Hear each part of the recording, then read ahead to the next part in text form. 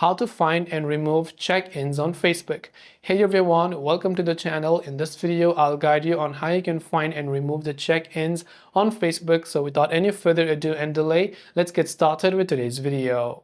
If you want to find and remove check-ins on Facebook, go ahead and then first of all, launch the Facebook app and go to your profile page by tapping the profile icon from the top left.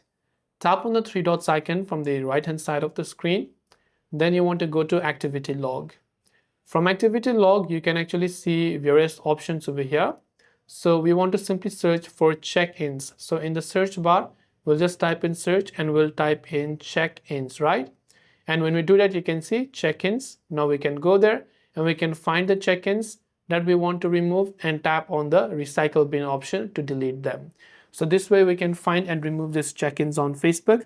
I hope this video helped you out. If you have got any further questions, do feel free to leave them down below. Thank you for watching till the very end of the tutorial and see you soon as always in our next video.